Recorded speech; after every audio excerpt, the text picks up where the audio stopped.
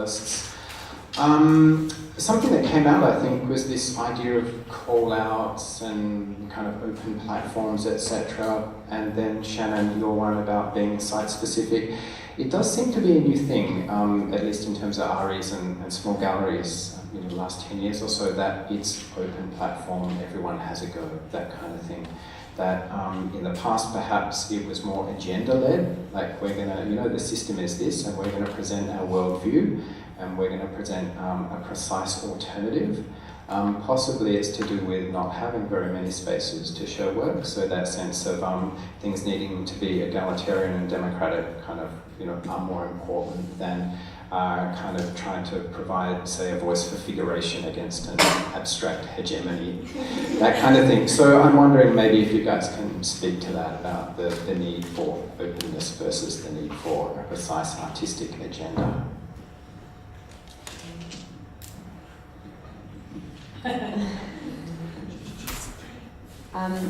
We started out as having a bit of an agenda. We wanted to quite tightly curate our first 12 months to really establish a consistent sort of level of integrity, and after there's a lot of work involved in that. And after 12 months, we felt that it would just, because we were experimenting, each show was, we were just feeling our way and sort of just trying to find our rhythm and what we were about. And so an open call out, in the initial phases, which is what Ed Mountain did as well, is such a wonderful way of just scoping the field. Because spaces are limited, you get pretty overwhelming responses, and you get some wonderful applications and things that you would not otherwise, your field of knowledge is limited, and so it just allows you to get a broader sense of what's out there, and those are assessed by a panel of peers, it's just exciting taking risks as well.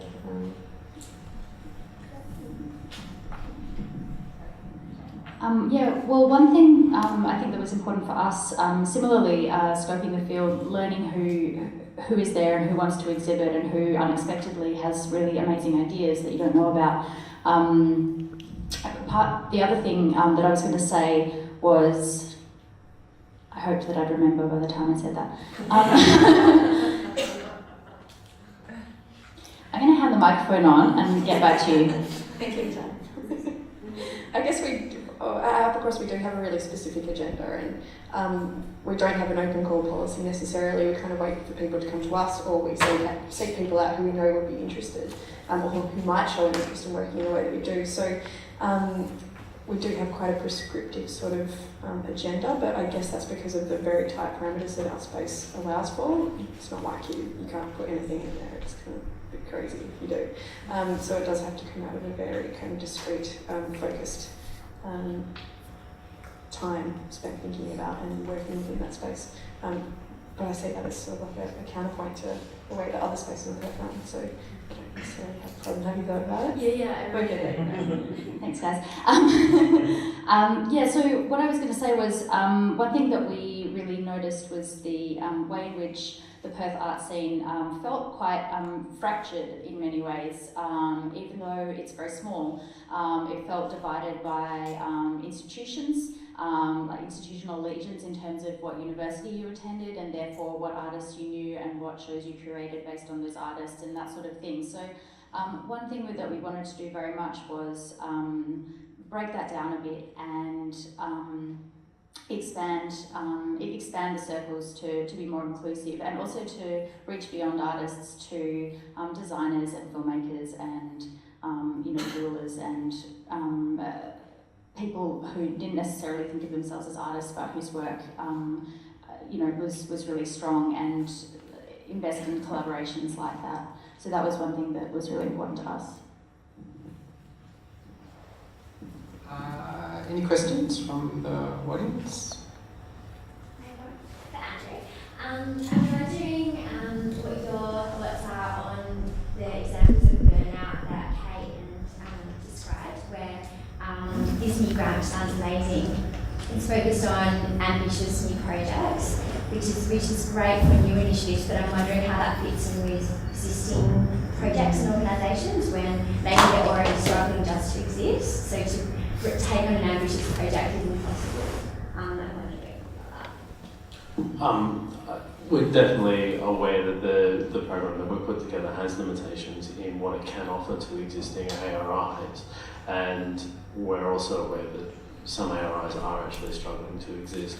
The pool of money there, when we say ambitious project, where the assessment criteria by which the DCA often assesses its grants is one of them. The primary one is artistic merit, the other is good planning and financial responsibility. Were an existing ARI to take on an ambitious new project, I would hope to see it somewhere within that $20,000 range, and artist fees put into that to ensure that whoever was managing that or running that project was supported, and it wasn't a further drain on the ARI, but was actually supporting their programming and assisting them in their survival and stability.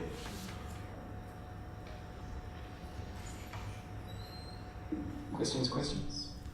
Yeah, I've got a question for Andrew. Just about. Sorry, about money or something.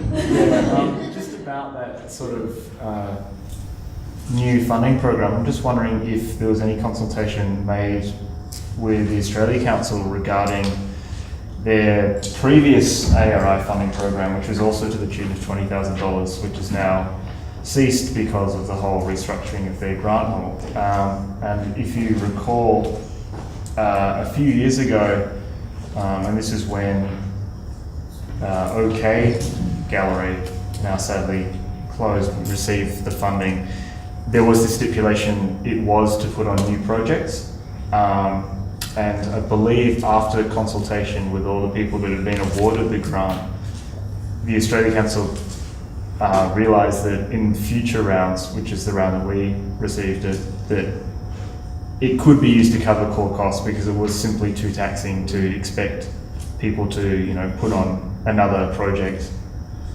Often, at cost, and once you start budgeting in artist fees to put together an application which is competitive to the panel, you've essentially lost 60 to 75% of your money paying other people to do something for you.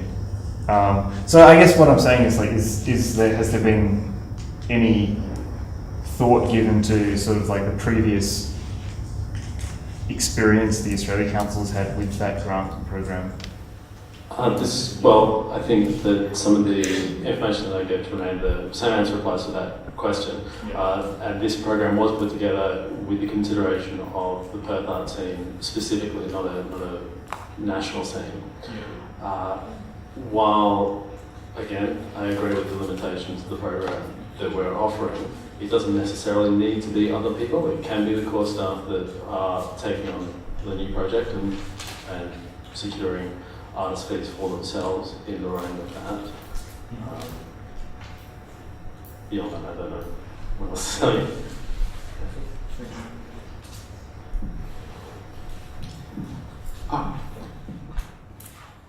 Yeah, I have a question probably for all the panel. I'm researching artists' right initiatives, and I've spoken to a lot of artists involved in ARIs, and they often say, this is just actually to address what you were saying about burnout and what a problem that is. And not all of them, but many artists have said to me that they've actually considered their involvement in an ARI as sort of part of their art practice. And I just wondered if that, probably it's more so for Shannon, in a way, because you're dealing with space and it's your own home, but also for Anna and Kate, is there any way you can think of, or did you think of it in that way at all, or is it just so separate from what you actually do as a practice? Yeah, speaking for myself, definitely it is part of my practice. My research interest lies in site specificity in relation to gallery space, so it forms a very discrete part of that research. And I see it as sort of like, it's basically being pulled into my practice now. It might have at one point stood a little bit separate, but now the conversations that I'm having with artists and with other people like yourself, I haven't seen you for a while, it means that it's expanding even more so, and that my practice is sort of being able to encompass things that maybe 5 years ago I never thought it would. It's giving me more skills in liaising with different people and different sorts of institutions as well. So yes, I see it very much as part of my practice now, and I'm excited by that. It's, I don't see it as a drain yet. I would say that it was quite separate to my practice. While as Shannon said, many of the skills that you learn from having to do things yourself have been incredibly valuable in terms of my art practice. I think I haven't considered it part of it, and so that made it quite difficult in terms of balancing, because I wanted to also have an art practice, and so I think that has definitely contributed to burnout. So, yeah. I guess I'm more similar to Anna's situation, but I do. For me, it was very much a choice to focus on curating. My art practice sort of fell by the wayside for a little while, and it's nice getting back into it now. But the merit of a curatorial practice, I know some people believe you can't have both. You need to sort of choose and dedicate yourself to that. But they really inform each other so nicely. Like, it's just so beneficial seeing bodies of work. I think when you're caught up, seeing artists take a body of work into a gallery space and seeing how it's read outside of the studio, and it does enhance your own professionalism, I think, in relation to your art practice, because you think about the necessity to market yourself as an artist as well, and just broaden how works are read in different contexts, which is really valuable. I wanted to, with Robert, that you mentioned to Anna that you wanted to ask her about the identity of Paper Mountain, and I thought that was an interesting question to ask, because I feel like galleries in general, and it's ARI is no exception, generally the name and the branding of it is usually pretty staid and not an identity, whereas Paper Mountain obviously had a pretty strong identity. So I was wondering if there was any kind of thought into why you did that. Sure. Well, I have to primarily credit Renee Coles with the marketing, and at least the, not currently, but the initial development of the identity and spearheading, getting us to talk about what we wanted it to be. And I guess I can't really pinpoint at what point that'll happen. Perhaps when the common room was made, particularly, that there was a real choice to turn around, change the branding a bit and make it somewhere, really try to make it somewhere that was welcoming and bright and clean, and all of those sorts of things, and that reference good design and happiness. I'm not sure how else to answer that question. Do you have any follow-up questions that to structure my answer? Would you say it was the greatest thing you've done, or a terrible mistake? Matt's question was, do you think it's the greatest thing you've ever done or a terrible mistake? I think it was a pretty great thing, and I'm really proud to have this t-shirt that says we're running since 11 and be like, I did that.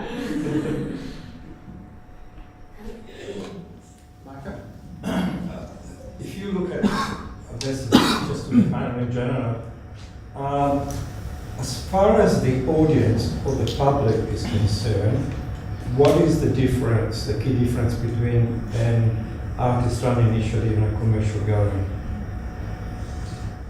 Stockroom? As far as the audience is concerned, did you say? Well, yes, in terms of the audience, yes. So what do you offer differently from a commercial gallery? To an audience. To artists. No, to the audience. Good question.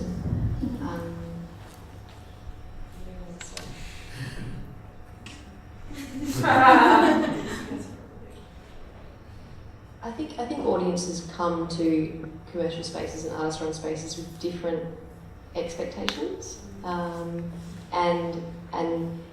as such, there's obviously a large crossover of audience, particularly in Perth, but they do attract different crowds. I think people would go to an event in an artist-run space to really engage, probably a little bit more so in the ideas being fleshed out or whatever's taking place. They're probably coming from a more creative background themselves. Commercial spaces, I don't know. People come to drink wine,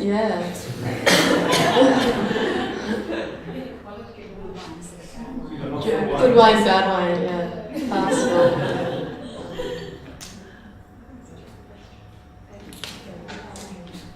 Well, I think it depends a lot on the modulation of what the ARI is and what that space is pitching itself at. I mean, there are artist-run initiatives that run in a model and present themselves and the work that they exhibit in a way that's almost indistinguishable from a commercial gallery.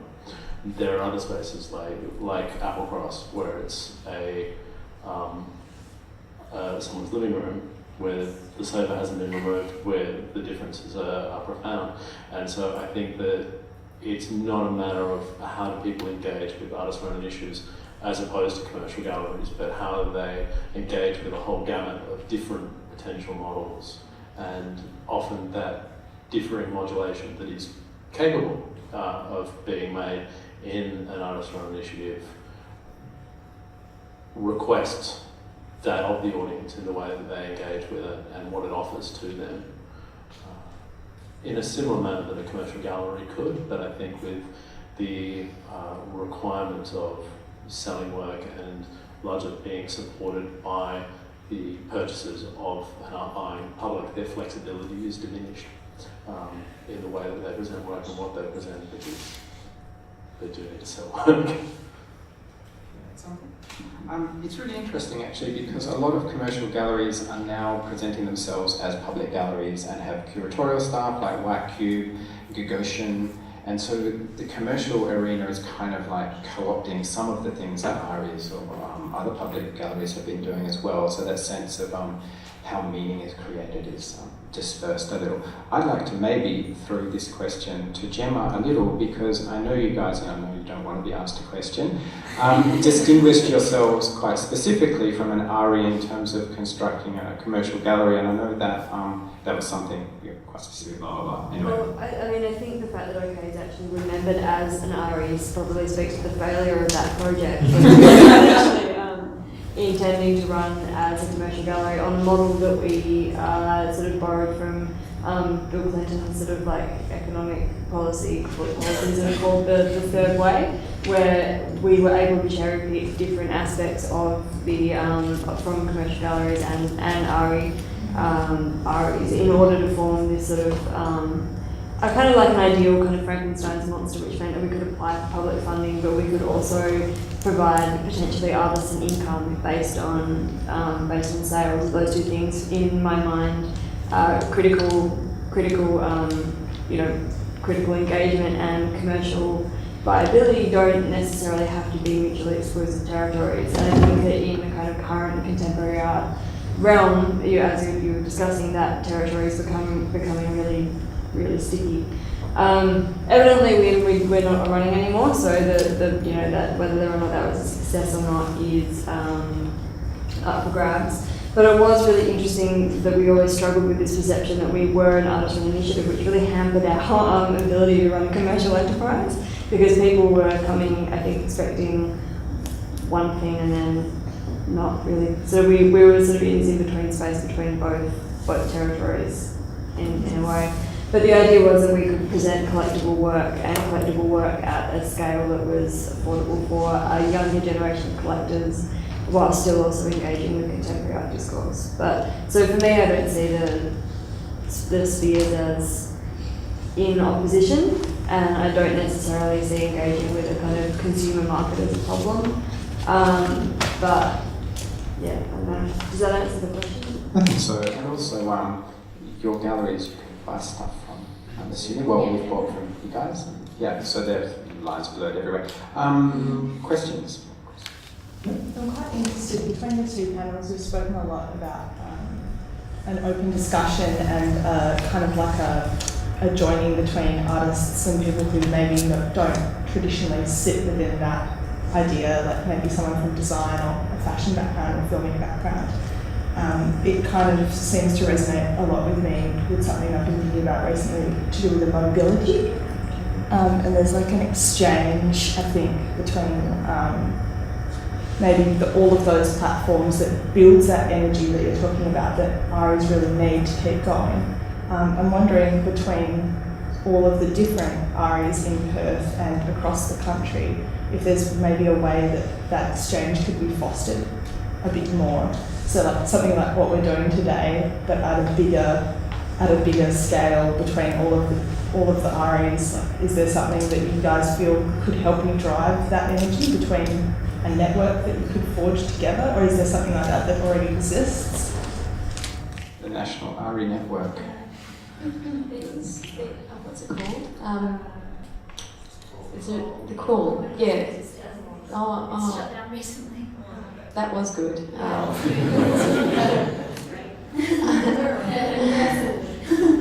There was a show on ARI at MCA's about 6-7 years ago. But I don't know if it's a tremendous anyone from Purvis.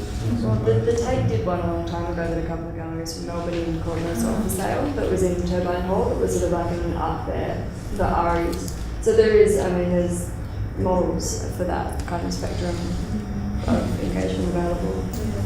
Crawl If you don't know, Crawl is essentially a listings website where for artist-run initiatives across Australia, where you could spaces or initiatives could list themselves and then list their events, so they would come up and people could know what is going on at ARIs in wherever they want to be. It was really great, and now it doesn't exist. So someone should do something that's like that, but even better. just saying. Take it on. Yeah, in some fashion. But if what springs to mind though in talking about conserving energy on a national level is something that we've been trying to do at Moana a little bit, as just because we're so isolated here, it's so beneficial to connect as much as possible with the eastern states cities, but doing exchanges, like exchanges, maybe even just one a year, or 2 a year, but it just keeps that fluidity going, and you save a couple months of having to curate. You've got a ready-made show. And it fosters a really nice relationship with ARIs doing similar things in other cities. So that might be something to think about developing as well. It fills me with semi-dread, that idea, though. It's like then the ARI thing turns into Triple J, and it becomes this kind of scene, whatever. Are we kind of in? Thank you. Oh, one more question. We can put it. How do each of you feel your institution or funding possibilities have been affected by the collapse of commercial galleries in Perth? More pressure, right?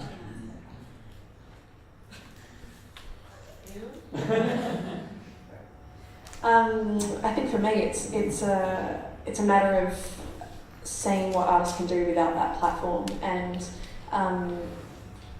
like Mike's Inch, for instance, was an incredibly kind of he was represented by a couple of different commercial spaces, both interstate and here, and when his gallery collapsed here, or when it closed down, sorry,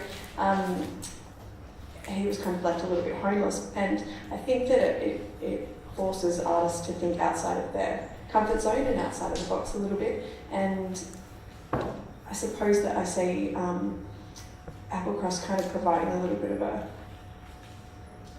space in that empty zone. But yeah, I don't know if you guys are more probably. Well, I think when we were first starting Paper Mountain, I can't remember the exact dates or what happened first, but that was around the same time that all of those galleries shut. And so that really made it clear that part of we shouldn't just be aiming at emerging artists, we should be also providing a place for established artists to run. What was your question? Was it about funding? Oh, no, just your institutions and funding. Oh, I see. Great, okay. Cool, that's my answer then. Yeah, I think it goes back to something that OK probably spearheaded in Perth, that merging of ARI and commercial spaces, and yeah, a lot of artists. You know, we did a really good project with Ulrich Weibrennick when he lost his. I think it was Dusseldorf that. Goddard's. Yeah. We did a project with him in the cafe space at Moana.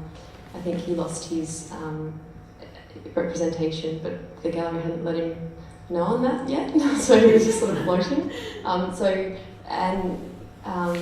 Things like, you know, we've done a few little things like that, which has sparked some discussion. But it's nice that some of these artists are coming to ARIs, and that we're able to,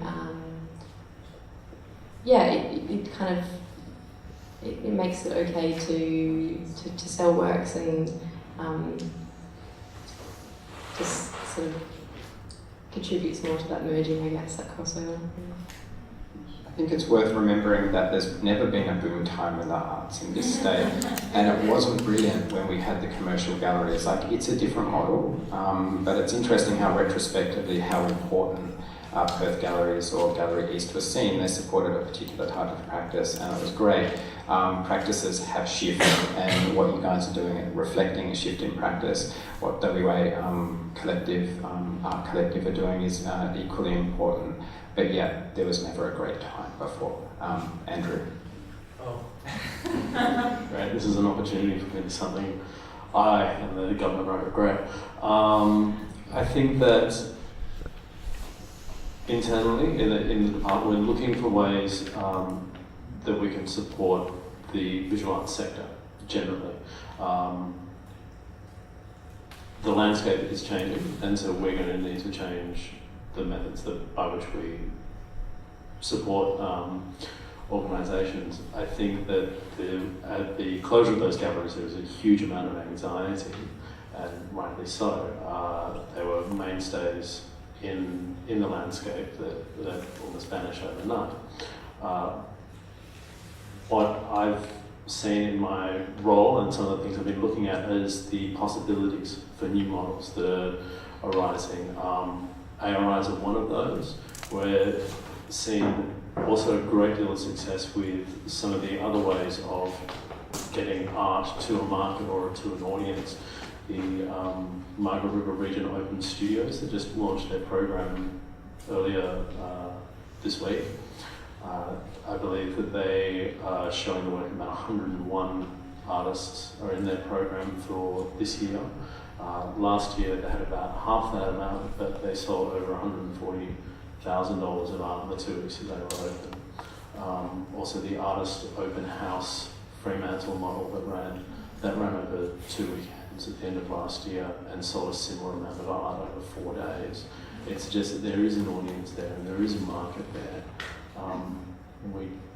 As far as the government funding body goes, we just need to find a way of supporting it and what we support and how we do it. And maybe things have shifted from nothing but commercial galleries to actually a range of opportunities to connect with the visual arts. Thanks, Andrew. I think the heat and the pressure is on all of us too, including my gallery. Things have shifted, and there do seem to be spaces for young people to make art and not so many for mid-career people. And I think we're starting to look at how we do that as well with a few of our initiatives too, all part of the same ecosystem. At that point, we'll end. I'd like to thank our speakers. I think this has been really amazing and informative, and no doubt you'll be harassed over lunch. Thank you.